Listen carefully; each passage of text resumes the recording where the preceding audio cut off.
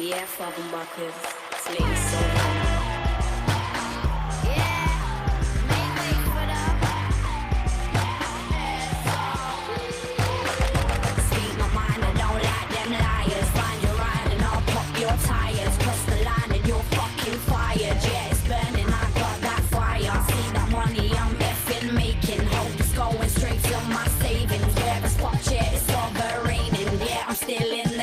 changing.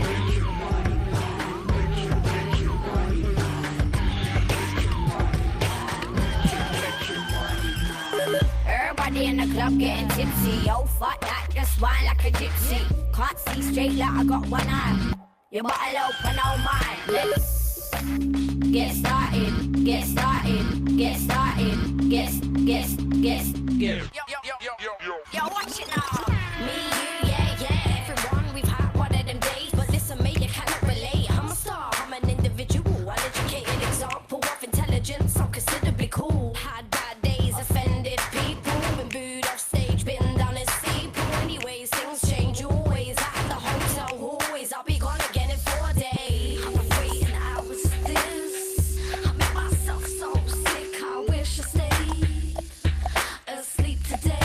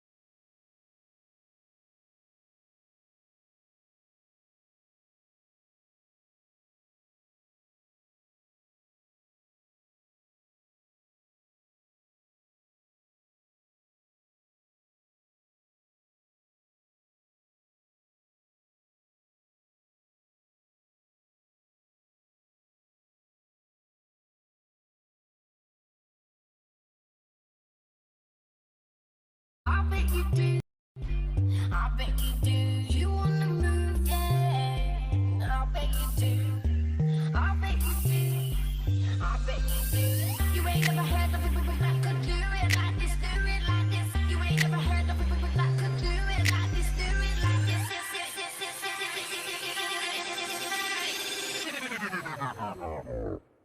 Show me what you got.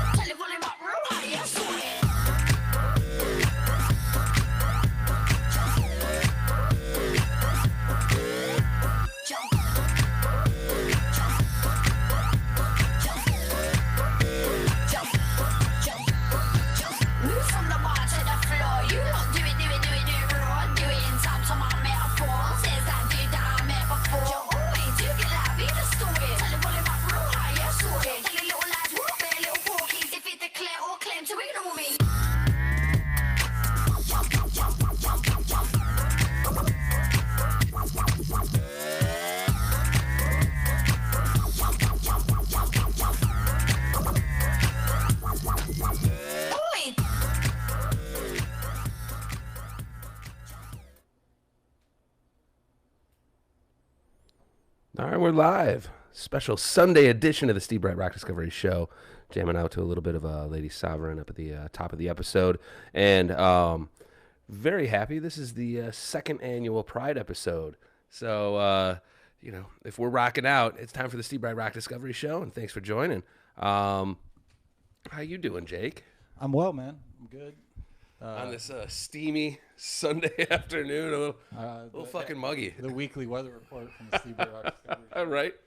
Yeah, it's almost summer, and we're dealing with it. Yep. but that was a little bit of a different lead-in for the Steve Breit Rock A little Discovery bit, show. a little bit, and I think this is a nice little bit of a change of pace of episodes. I think like the last several episodes, I've been hitting the live show reviews pretty heavy, and this one gives me an opportunity to dip back into the archives and not necessarily stick to the new stuff, but play some old favorites of mine and shit that just is in my wheelhouse. I think when I was working on this episode, I didn't want to do anything like, oh, this is like, Pride episode, got to go like out of the wheelhouse or anything like that. So like what I just did was dip back into the archives and just like pull up stuff that just naturally is stuff that is in my daily rotation.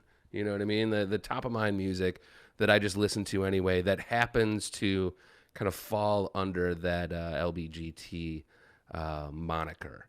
So, I've always been a fan of Lady Sovereign. I don't know. That was like one of those weird, like whatever happened to her? Like she was big in what, 06, 07, and then just disappeared. There's a lot of acts like that, I feel like. They were kind of in that like pre-EDM DJ, post-pop, early 2000s thing. Yeah, Like Kylie Minogue was like a thing again at that time. Remember, like she popped up in like a lot of weird like.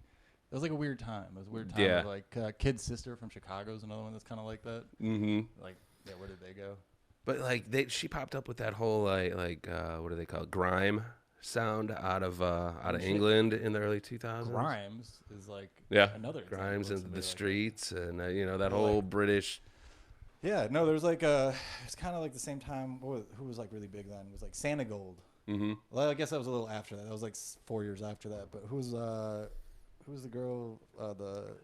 I'm totally tweaking right now. MIA. Like, Oh yeah, MIA. It's kind of that generation, right? Yeah, Like, yeah, you're post right. Black Eyed Peas, current MIA, when like, there was kind of like just weird sounds being introduced and Yeah, stuff. Like MIA that. was another great. She popped off with a few fucking just hot ass records right around then. Yeah. And maybe it's because she's more like international. I don't run into her stuff there's a as much. story there that I recently caught up on, but I can't remember off the top of my head. There's like, I mean, she had like 2 kids. Like she was touring while she had, was pregnant, I believe, and stuff. So I mean, she was putting in a lot of work for. I think it was one of those situations where she put in like a lot of time in like 4 years. A lot of artists do that. Or like Justin Bieber. We're in a weird. This is a weird conversation. For sure. But like Justin Bieber, like at one point, I remember 2 years ago or something, he toured for like. He was on a tour for like a year and a half straight. Mm-hmm. You know what I mean? Yeah. And then he just didn't do shit for like 2 years after that. It's like, that's cool. You could totally do that. Yeah.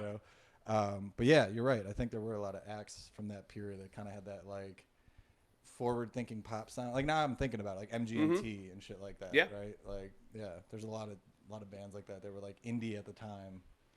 Now kind of looked at in hindsight as like kind of, I don't know. What would you put that in? What kind of category would you put that in?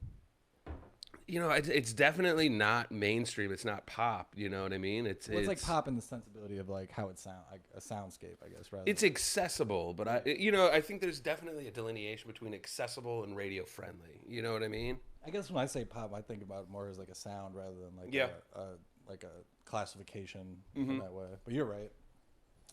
Anyway, but yeah, I got a talking point we'll bring up later in the show. Excellent. For some conversation, but let's get into your shirt. Yes. All right, so Yeah, we did things a little bit out of order, so we got another song to lead in before the shirt. But we can talk about the shirt and we can talk about the beer. Let's use the shirt as an intro, then we'll dive into the music. How's that? All right, Does that work? This will be like a little teaser for the song. So the shirt, this is, dipping into the archives. I think people that have been following the Facebook or the social feed with my shirts, my daily shirt excursions, today happen to be shirt. I can't think of a third S to make that work. I know. We'll copyright it. But yeah, I've been playing around with wearing a different tour shirt every day this year, starting January 1st, and seeing how many I have in my collection. So yet another reminder that if Steve comes to your show, he will buy your merch. Yes, absolutely. Bring merch. Invite Bring Steve to your XLs shows. because this is Chicago and I pay for merch. Not only will he talk about it on the radio, he will give you his money. Yep, exactly. I support fucking underground music. I support local music in every fucking sense of the matter. But so this is today is day 175 in terms of new shirts. Which also is how many days into the year we are. Yeah, 175 days. I've almost gone half a year. Wow. With wearing a different shirt every single day. It's not bad. It makes me feel like, like, oh, like you hear stories about like the rich people who like, oh yeah, I wear like my clothes once and then like get rid of them. very, very. How big is your laundry pile right now? It's getting a little complicated because you got to like remember like what I've worn, and that has to go in a drawer with like the stuff that segregated off of like the stuff that has shirts that have just been growing, like 150 shirts in a corner. It's just been no. So this is like the weird thing. I've in my bedroom, dressers and whatnot. I have an entire dresser that I can't touch because that's like all the shirts I've already worn. Just picture like your dog like getting smothered under like a bunch of shirts or something like that. Right. But this was a shirt that I had to pull from. This was shirt number 6, I believe, in my journey. So this was a shirt that I wore in January. But it's Thrill Kill Cult, and it is from the 13 Above the Night tour. So I think this is like mid 90s, somewhere in there. Must have seen them, but Thrill Kill Cult, love them. We did an entire episode on them for their anniversary. I think it was their 30th anniversary last year. Yeah. So we did a whole special Thrill Kill Cult special show back then, and I had to make sure I didn't wear like the same shirt from that episode. That shows how deep it goes. That's dedication, man. So this, like I said, Thrill Kill Cult, love that band. I've been seeing them, I feel like my entire adult life. And that's one of the cool things about like, Chicago is we've got these great bands that were leaders of, musical revolutions, let's say, and Thrill Kill Cult back in the 80s and 90s was, right at the forefront of that. Kind of goes back to like Death, who you talked about last week. Was that last week? Yeah, or the last episode that we did was Death. Yeah, definitely. So that's like another like kind of not like when you say like revolutionary, like kind of underground revolution. Yeah, like maybe not seen by the masses, right? Like that's absolutely not. I'm talking. Thrill Kill Cult predates like 9 Inch Nails by years, and they were doing like it's like the real epicenter type thing, rather than right. And I think you see some vestiges of it in the city still with places like Delilah's or the Exit, but like. When Thrill Kill Cult was like really kind of like changing the paradigm and stuff, this was like Neo was around, Club 950 wasn't around, there was a lot more, Lockdown was around, these are old Chicago clubs that are long gone. There might be a place called Western? Lockdown now, but it's a rock bar on Western. the place, or you're talking Livewire. Maybe. No, right across. Isn't that called Lockdown? Right across the street from I'm talking about the Lockdown that was on Halstead, just west of Cabrini Green, in like '92. Oh, there's like a rock. I'm pretty sure I might be mistaken, but I'm pretty positive there's a maybe it's not called Lockdown. But it's no, it is. It's across the street from what is that? Right? Empty Bottle. Yeah. Okay. The restaurant. I've been there for food and stuff. No, I'm talking about a different. That's what it's called, though, right? Yes. Okay, cool. I'm talking about a different place called Lockdown. Okay. Well, excuse me. Decades earlier. But my point is, you think that's like? Do you think that plays like an homage to that in some way? Because all they do is play hardcore rock music in there. It might be the similar, same owners or something like that. What's interesting what you're saying though, because it's like I feel like Thrill Kill Cult. There's a lineage in the city. I was just working with an artist the last couple of weeks on like marketing stuff, and we were talking about he's a young kid. Who's bringing together like a lot of sounds, and especially in this internet age with digital mediums, you're able to like reach more sounds than ever. Yeah. But like Thrill Kill Cult is like an example of this lineage that exists in the city of like pulling together from various genres and creating something new from it. Absolutely. And that's where I was working with this kid Benji Link, because his sound is very much sits in like emo, but it also is like R&B, and it also is like conscious rap, and all those things are just like waves that have come through the city over and over again. So what you're talking about it like. Having bands like this, like these kind of underground revolutionaries, are interesting because it spawns like these ripple effects that are still felt like in the music that comes out every hour now on SoundCloud and stuff.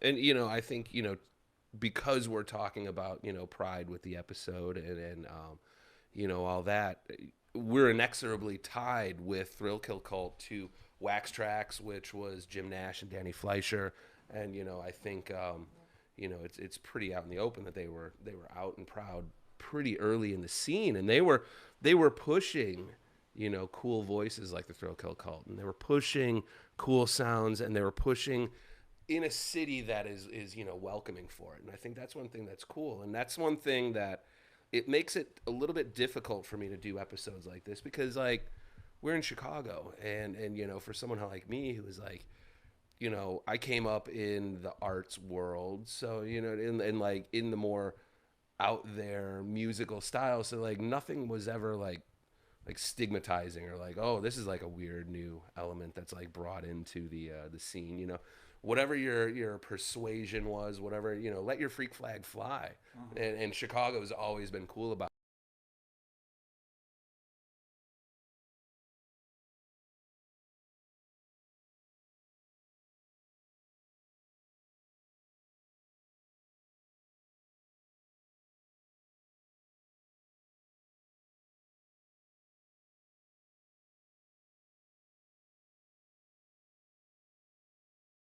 to get through. So let's move on. Moving on. So we have our gracious sponsor, Imperial Oak Brewing, and as usual, you can find them at 501 Willow Boulevard in Willow Springs. Fantastic brewery. Proud to have them as a sponsor for the show. And this week we've got their Sundown Wit, which is currently on tap. So be sure to go check them out. This is a Belgian wit beer. It's a 5.2 ABV. It is a 23 IBU. So this is a nice Sunday afternoon drinker, and I'm chilling with my Imperial Oak St. Patrick's Day pint glass. But no, this is very good stuff. Very good summer beer. Definitely loving this, and definitely greatly appreciative for the growler. We've got Steve finally brought a jug. Yeah, we got enough to share this week, and very grateful for it. But be sure to check them out. They've got Sundown Wit on tap, and of course they did the Quiet Giant tappings over the last couple weeks. So you can find several available on tap, and you can also find. They're playing around, so they've got the Lord Humongous, which is a similar to Quiet Giant. It's barrel aged, very good. And as usual, they bring the food trucks out, so you could check out their website, imperialoakbrewing.com, and you can check out what sort of great food they got going out on there and what's on tap. Love these guys, and I'm loving the selection that we've been getting. So. Cheers, and wide ranging for sure. Yeah, because we kind of had the brutal. Not, I don't want to say brutal in a bad way, but those are a real gut punch. The Quiet Giants, the 15%ers. Yeah, that put me to sleep last week. I kind of wrecked Jake's Saturday last time we recorded. That happens every so often. But no, good stuff. So another band that I wanted to play before we get into the shirt. So let's do this other band, then we'll transition into the shirt. I wanted to get into, I think, a little bit of differentiation of genre. So, of course, this is Chicago, home of Wax Trax, Jim Nash, Danny Fleischer, Thrill Kill Cult Ministry, just classic owning the sound of Chicago for the 80s and into the 90s. And I want to keep that alive with a little bit of representation from across the pond. So before we get into Thrill Kill Cult, we're going to play a little bit of a Leather Strip, which was a favorite band of mine back in the day. European, I think Austrian or German, and they were a kind of a staple of that Zothamog European industrial sound that you found. I felt that was a little bit inspired to a degree by KMFDM or Einstraud and Neubauten. So very cool. Leibach. Very cool European 80s industrial band. So let's dip into some Leather Strip, and then we're going to do some Thrill Kill Cult. And then, we played this in the past, but kind of rounding out the industrial selection of our Pride episode, I want to get into a little bit of Throbbing Grizzle, and we'll talk about them when we get back out of it. So let's just dip into some more music. I feel like I've been blabbing for a while. Let's do it. Cheers. Listen to your fear. Death, rejection.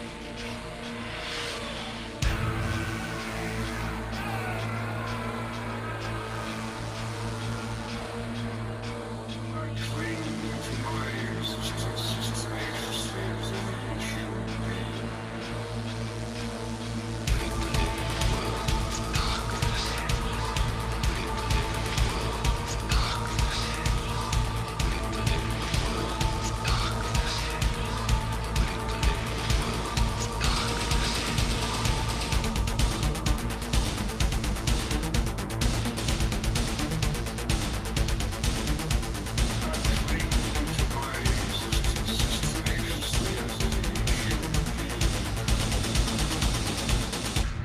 I am the future.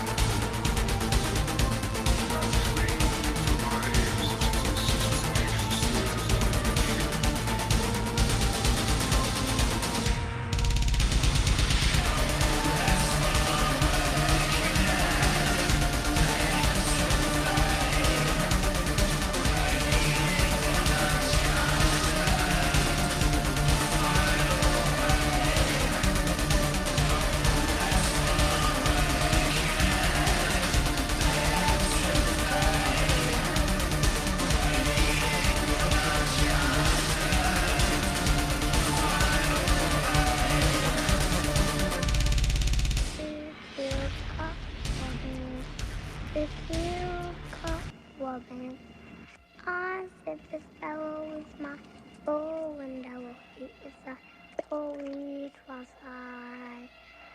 Who caused his blood? Who caused his blood? Do you fear for your child?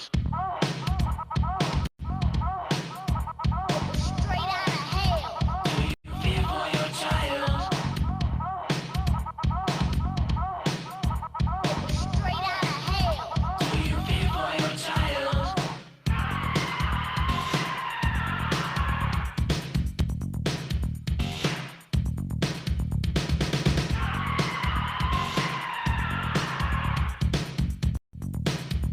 Do you fear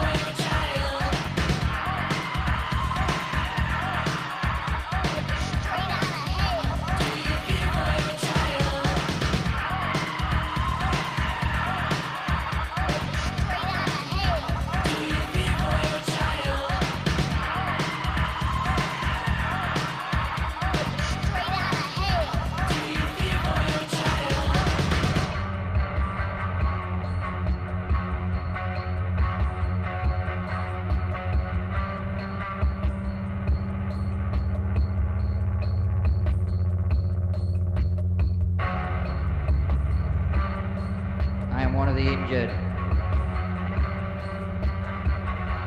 A tear blurs flesh. Dissolving like an injured dog. Like wasted limbs get smaller.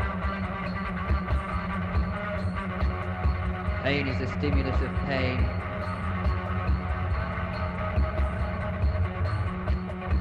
But then, of course, nothing is cured.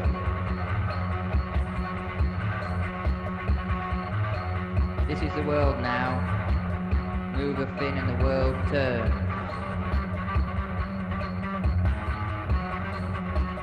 Sit in a chair and pictures change. Try to eat us. Get trapped.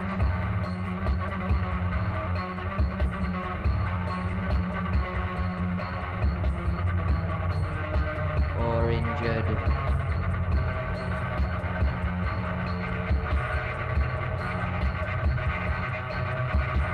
Just.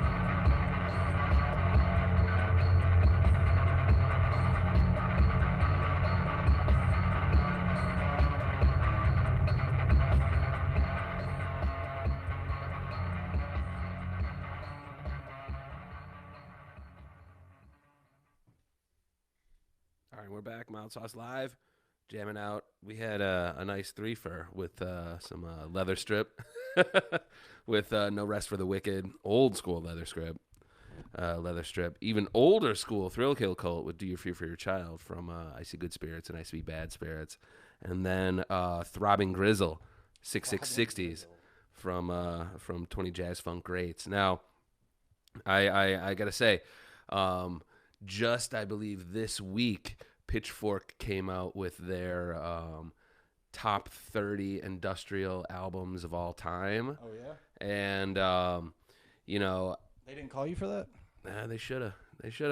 Throbbing Grizzle, 20 Jazz Funk Greats was the #1 industrial album of all time, according Really? to Pitchfork. That was the album we just checked out? That was the last track that we just played. And whereas I think that's a great album, I along with Pitchfork's list, I think I definitely have some alternative listings, but good stuff. And Throbbing Grizzle, classic Genesis P. Orridge. I mean, he I think over the decades has transcended sexuality. I don't even know what. I think followers of the scene of this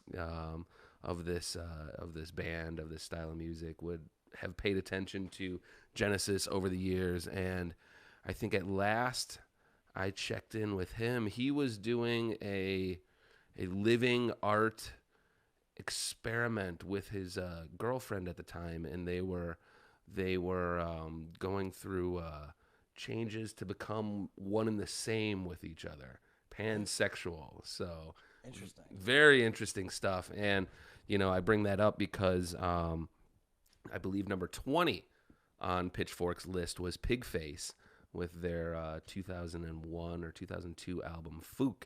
And Pigface is going to be playing just after Thanksgiving, reunion show in Chicago. Very excited to see that. And didn't they play Pitchfork? Or they did a Riot Fest? reunion show Was that Riot Fest? No, they haven't done anything like that. I thought it was. Am I mistaken? They did a reunion show. It was either last fall or the fall I remember you before. talking about yes. that. Yeah. No, they did a one-off reunion show at the House of Blues, I think, Was that last okay, I year. remember you talking about that. Mhm. Yeah, there's a lot of people in the city talking about that. Yeah, I wanted to go see that, but I believe I was out of town that weekend. But they are playing again, and I've got my fingers crossed that Genesis is going to be amongst the Merry Misfits on that lineup. So that kind of transitions us, out of the more electronic-based stuff in my musical wheelhouse, and we're going to be getting more into, I think, for the rest of the episode, a little bit more of that punk, underground, hardcore, and keeping with the Chicago theme. one of my most favorite bands out of the city these days, Udisic. We're going to do Sperm Bank Baby, which is a Black Randy and the Metro Squad cover. And we'll be talking about a little bit of Black Randy later on in the episode. But shout-outs to Sarah Rychek, the lead singer of Udisic, who I think is just a straight-up fucking treasure in the Chicago punk scene. She does such a tremendous job organizing underground shows and promoting them out. I think she is a definite wealth of knowledge and a great addition into the musical landscape of the city. So, without further ado, let's do some Udisic, and then we're gonna get into some roots punk with the Big Boys and the Dicks out of Texas. So, why don't we just dive right in? Big Boys and the Dicks right next to each other. All right, the Big Boys and the Dicks. I mean, since you brought it up, they cannot be talked about, I think, without one another, because if I'm not mistaken, somewhat appropriate, I guess. The Big Boys and the Dicks, their debut was a split EP.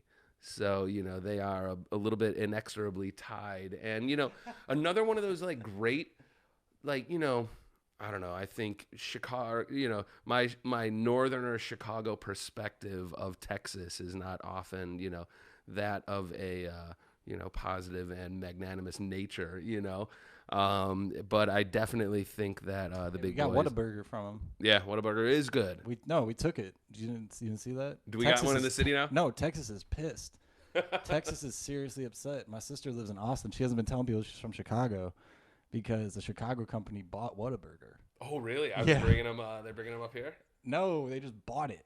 There was a family-owned thing until this week, and the Texans are not happy that they're like, oh, these Yankees bought Whataburger. My bad. Anyway, let's jump into the music. But yeah, let's jump into the music. Here we go. Cheers.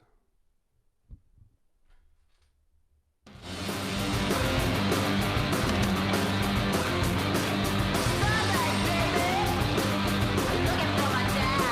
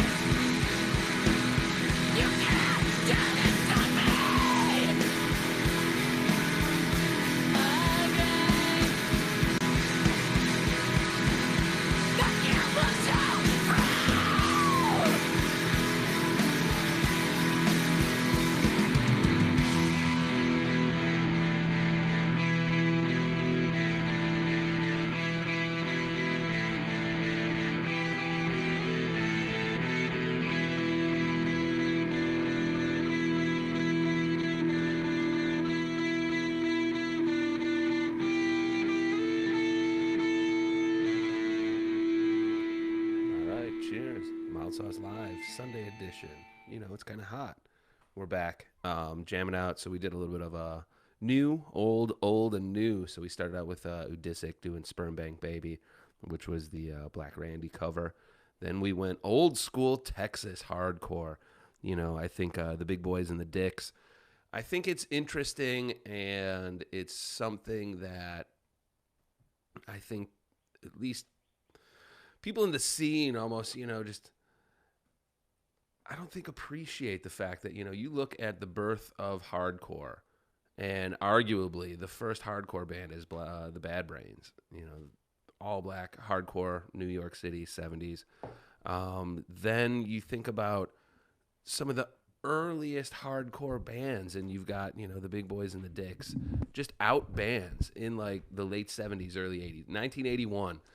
You know, South Texas. So do you think it was just like the 80s that kind of manipulated the stereotype into being like, do you think it was like hair metal that kind of like gave the stereotype of like heavy rock and hardcore rock to like white dudes with long hair and skinny jeans? I don't know like, if that's it like was the stereotype, right? Like, sure, it was the stereotype. Still is, I think. You know, like when you say like we talk about Death, you talk about Bad Brains, and all these different bands you bring up all the time. They really add to this like colorful layer of how things started, you know, especially when we go back and talk about like Delta blues and shit. You know, there's definitely like white people weren't that involved in making a lot of these art forms, but they get a lot of credit for it a lot, which always is an issue in music. Well, I think, do you think it was like hair metal, like Guns N' Roses and shit, and people just assumed that was the same thing?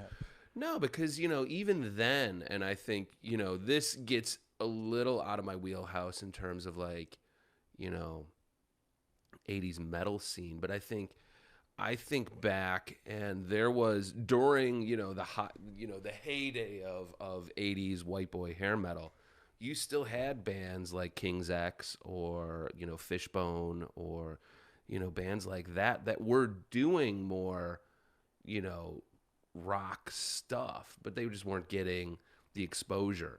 You know? Yeah, that's kind of what I'm saying. Kind of like in a very 80s paradigm where like things were, you know, the Ronald Reagan years and things were very whitewashed and stuff. Do you feel like that kind of all played in the end of the day, like, because people are rediscovering these bands now, I feel a lot. I feel like they weren't recognized 30 years ago, 40 years ago, they're really now starting to come around through people like yourself and a lot of like now with Spotify and being able to go through digital records and stuff. I feel like more people are finding their original origins and things. But it's kind of like history books, right? Like it was kind of overwritten for a while. You're certainly right, and I think, you know, to that point, anybody listen now, you know, I think one of the most talked about, underrated bands of that era was Fishbone. They were so incredible, and they brought such an energy and worked harder than most bands of that era. And, you know, I don't work in the industry. You know, my supposition is, you know, who runs it? You know what I mean? Is it, you know, old white people? You know what I mean? Who runs the record labels? Who runs the radio stations?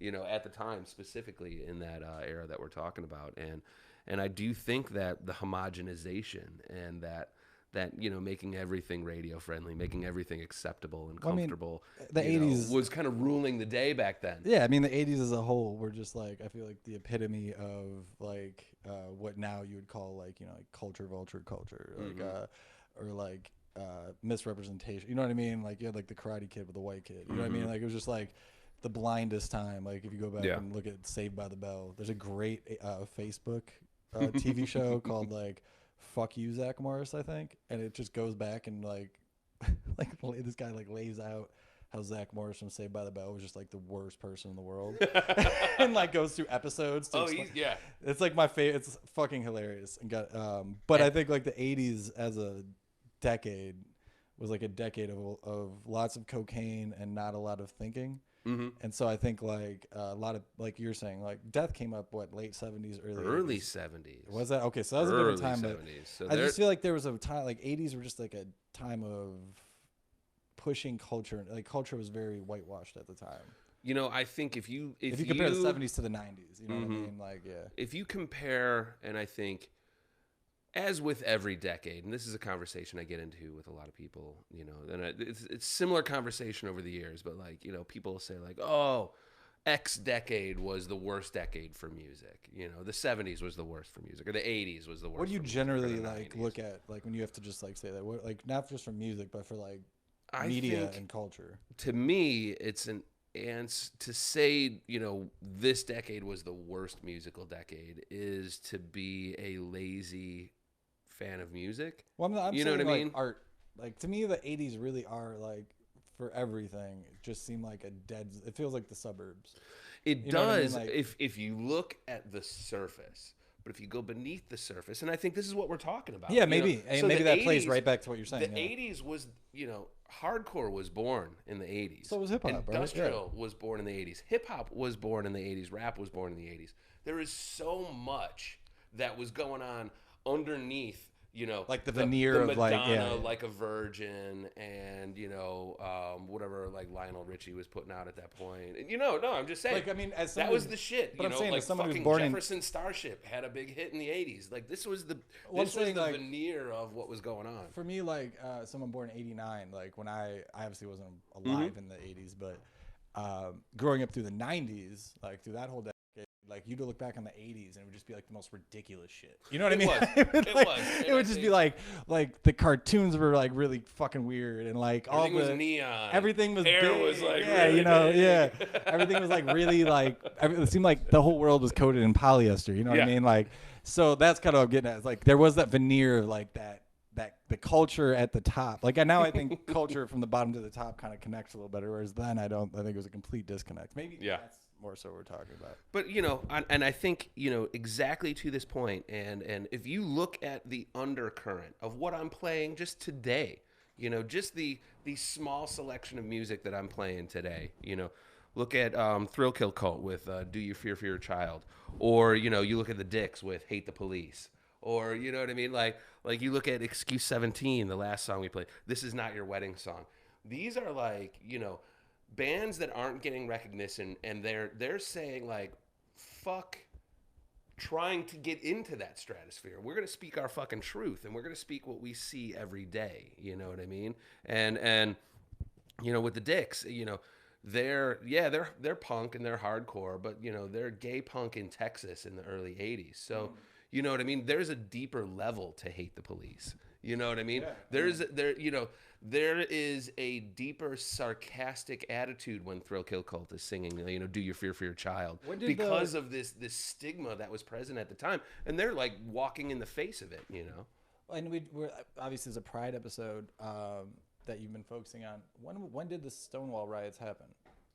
Do you remember? That was like 50 years ago this year. Was it if I'm 50 not years ago? So mistaken. is that 60s then? Mm-hmm. 69. Okay, so Yeah. I was ignorant for a moment. 69. So that would have been, 80s. You're still talking like that's like Dallas Buyers Club, that movie, like Right. Matthew McConaughey is in. It's Mhm. still not a lot of rights, and it's still a very huge stigma on those things. So Yeah. yeah, it'd be crazy. I couldn't imagine like coming out as a gay punk band in Texas at that time. That's a statement. Just getting on Blows your fu- stage. No, blows your before fucking before mind. you even do music, like Yeah. before you sing a note, that's already a statement, right? So Exactly. Yeah. And then to be a gay band in early 80s Texas and walk out with a track, "Fuck the Police." yeah, You know what I mean? It's on par with. It's I mean, very much that's- on par that's with like standing Ice on T doing principle. that in L.A. in the Yeah. 80s. Shit, that was probably about the exact same time, wasn't it? Like they both came out. Well, with, no. Fuck the Police. It's by about Ice-T it's would've about been. almost 10 years different, because I believe Body Count and Was that 90s? I think that was 92. Okay, maybe I'm wrong. But there is this shared mentality, I think, that you see through it. You know what I mean? Like a track that we're going to be playing pretty soon, Pansy Division, "Blame the Bible." These people aren't fucking, candy coating to try and get into that slick veneer of the 80s or the 90s or mainstream culture in general. And I think, that's something that, That was 92. Yeah, my bad. yeah, so it's almost about 10 years apart. Yeah. But it's something that I think that it's But the shit, 92 is the riots and Rodney King and all Yeah. that in L.A. So for him to like respond like it, that's actually interesting. It's a really cool through line that always kind of exists from punk to rap, I think. Mm-hmm. Yeah. There's that meme that I think that I always chuckle with. It's the two hands fucking locked. Oh up. yeah, we have that in the office. Punk rap, not calling the police. But yeah, with that, let's dip into a little bit more. So, like I said, I thought it was really fun to bring in a little bit of like, the foundation of hardcore punk is gay, and it is South Texas. you know, and that's fucking cool. And it's not something that, you know, people talk about all that often with that genre, right? So let's dip into a few more tracks. So let's do Hunks and His Punks, and they're going to be playing August 17th in Chicago. If I am in town, I'm definitely going to be there. Mid-August is usually when I am out of state, so if it works out in my favor, I definitely will be seeing them. Like I said, Hunks and His Punks, August 17th. Check that out. Then we're going to dip into some Pansy Division, you know, classic. They've been around for decades. I think. Did we play Excuse 17 yet? Yeah, that was the last track we played. Ah, we did. Okay. Yes. I doubled down. My bad. Yep. All good. So we're going to do Hunks and His Punks, then Pansy Division, and then, like I said earlier, Udisic did a Black Randy cover. We're going to do a Black Randy and the Metro Squad song, Trouble at the Cup, and then we'll come back and talk a little bit more. Let's do it.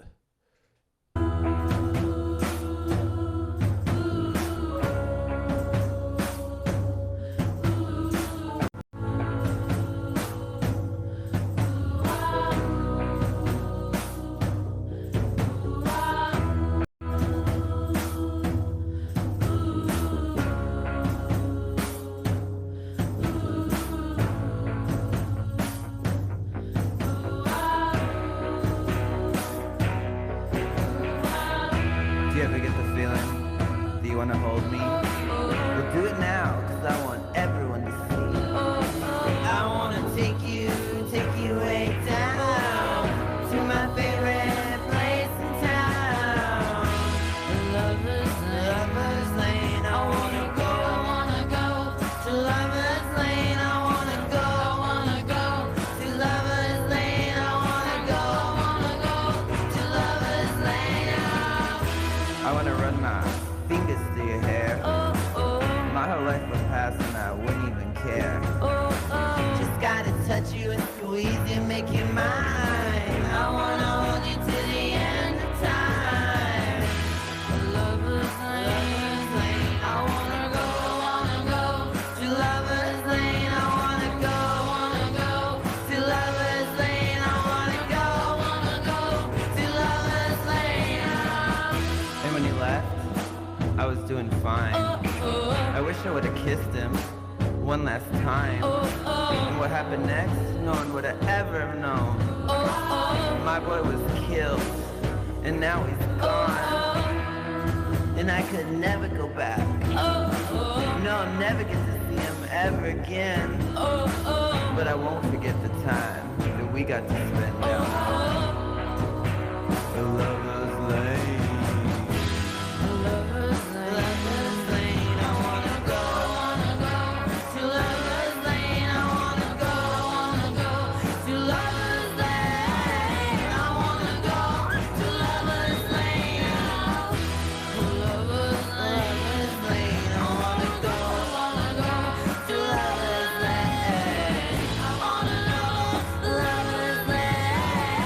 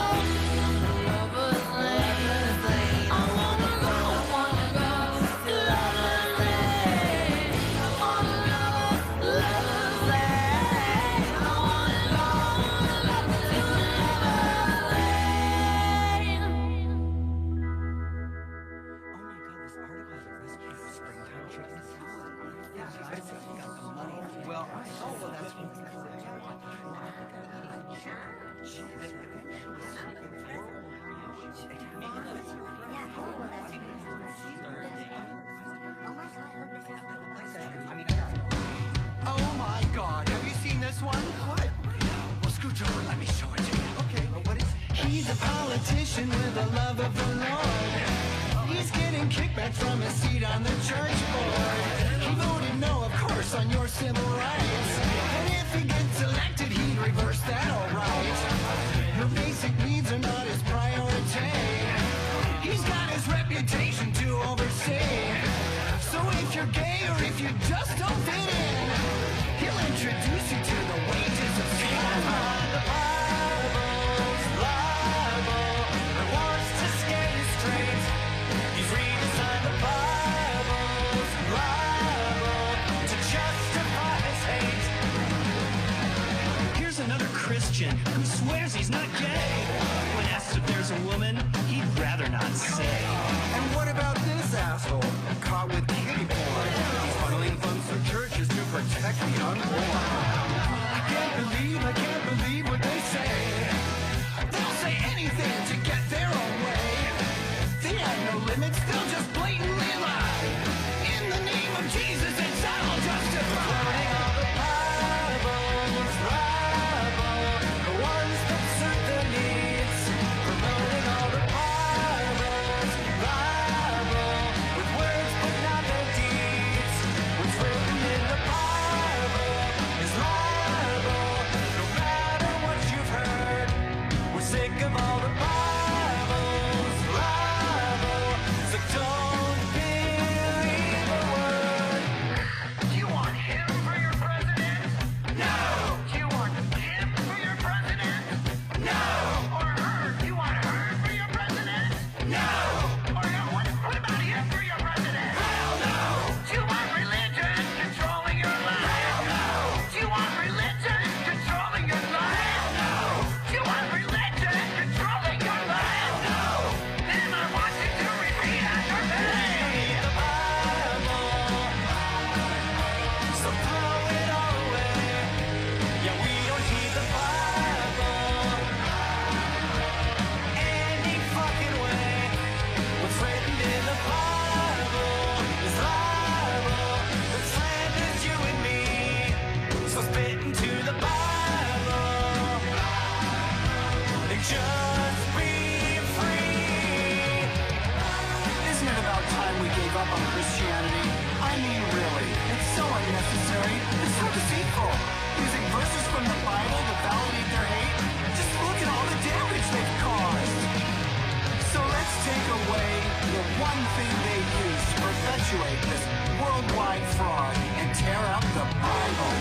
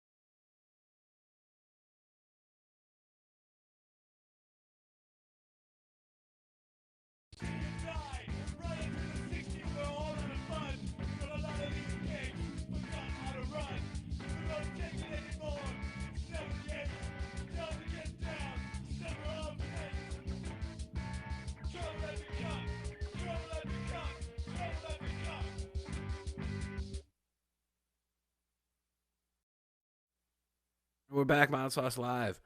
So we were dipping into, like I said, Hunks and the Punks, then Pansy Division, and then Black Randy and Metro Squad. This is a monster of an episode today. It is.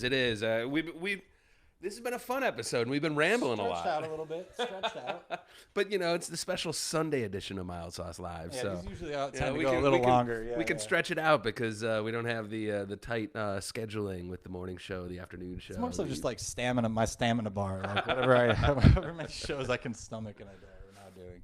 But you know, we're getting close to wrapping up. But you know, I just wanted to point out, you know, I think Hunks and the Punks is a great representative of you know, some new style that's out there. Like I said, they're going to be out August 17th.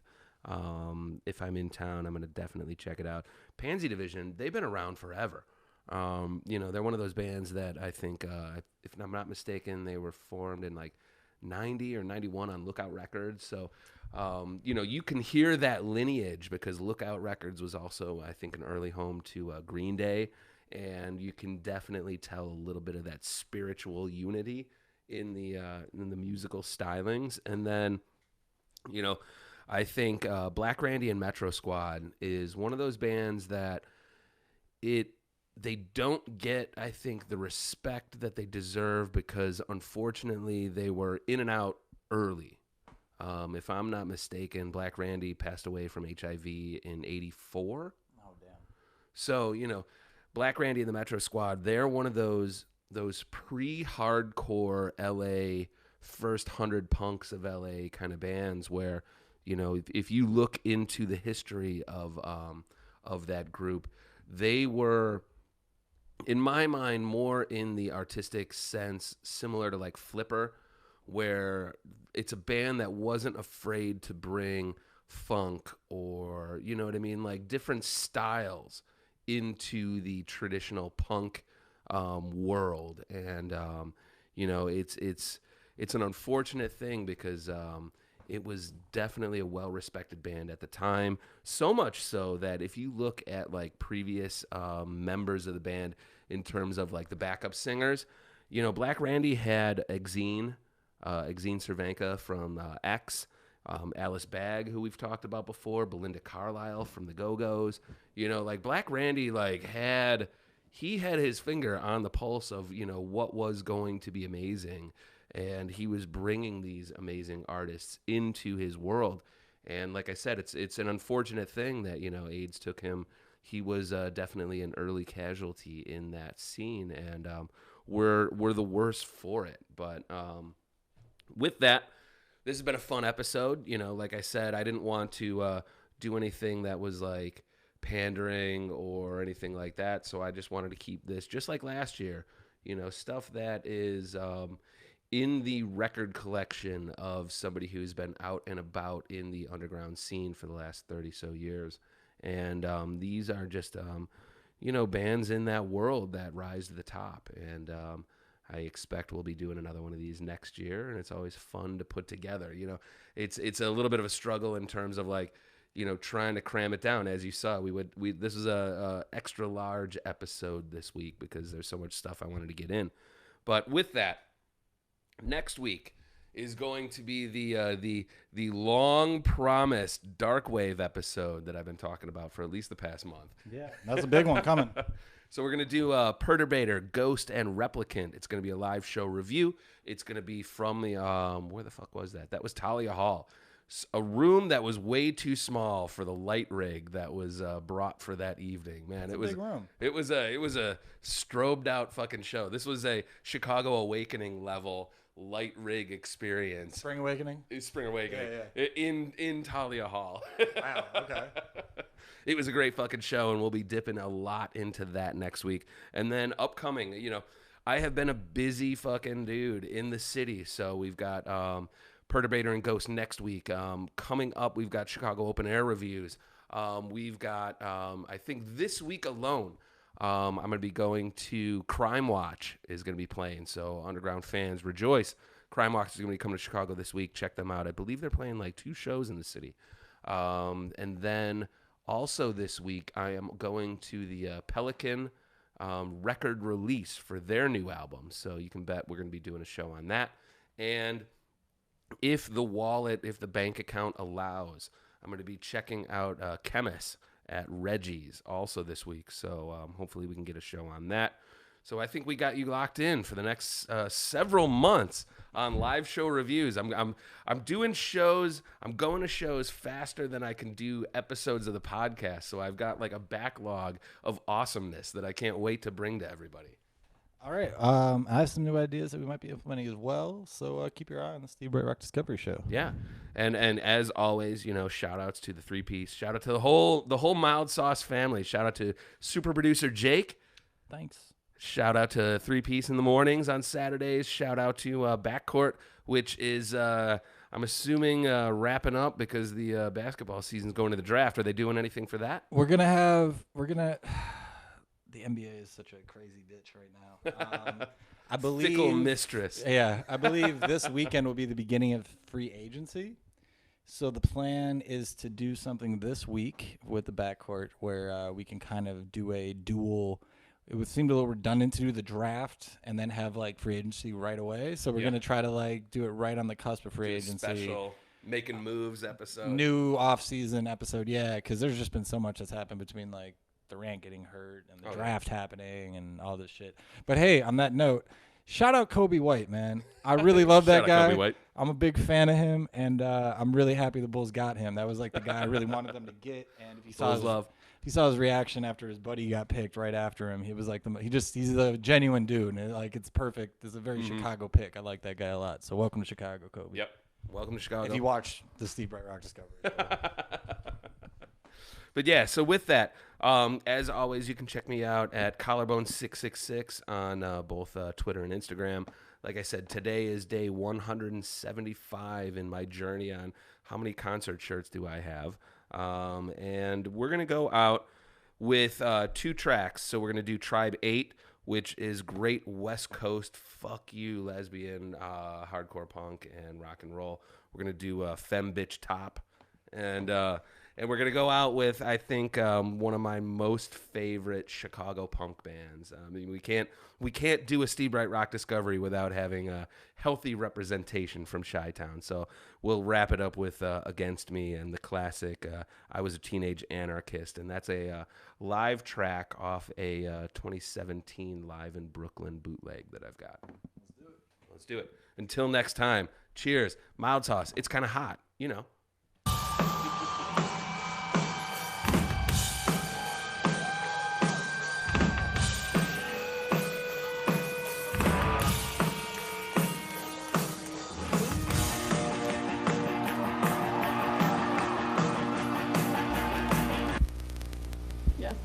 Yes, ma'am. Yes, ma'am. Yes, ma'am.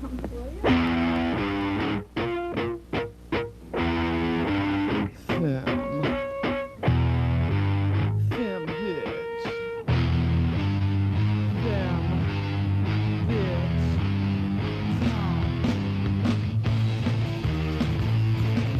When you're on your knees, looking up at her, you know she looks so magnificent. She looks down at you, you know she don't give a damn about you. You're insignificant, you don't have to throw you around the room. There's no mud. You're doomed, gonna die sweet slow. Torturous death with your face between a tattooed breast. She's gonna put you in a dress, murder you confess. Your role in life is have a sex object. So when she puts a high heel on your neck, say yes, ma'am. Yes, ma'am. Femme bitch top. Don't bother to give her a rainbow dinger. Move like bells on it so to make her meaner. She don't need a big rubber dick or belly trick. But a whip and a handful of lipstick. Go on, handle some shit. Give her some lips to put a boot in your face till you lick.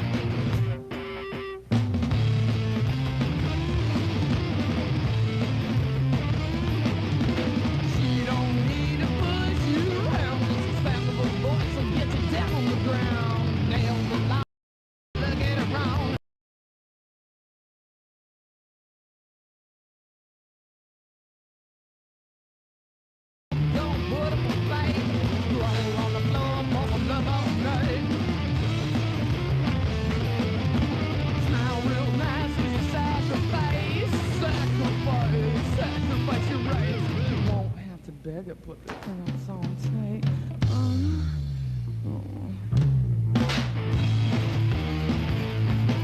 Girl wants to destroy dignity. She don't give a damn about chivalry. Like a bunch of butch cops trying to protect her at last. When she wants to give you respect, you better keep her from being bored.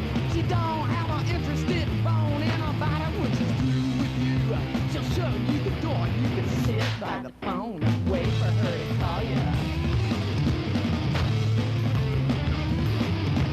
Keep you in a state of constant crisis till never again will you look twice. And a push boy like you know it's too damn nice. She's the one who exacts the highest price of your body and your mind. She knows how to find a place in your head. Well, damn good. It's in her bed. Million eggs. Dominate. Manipulate. You hear them steadily into a state of dread.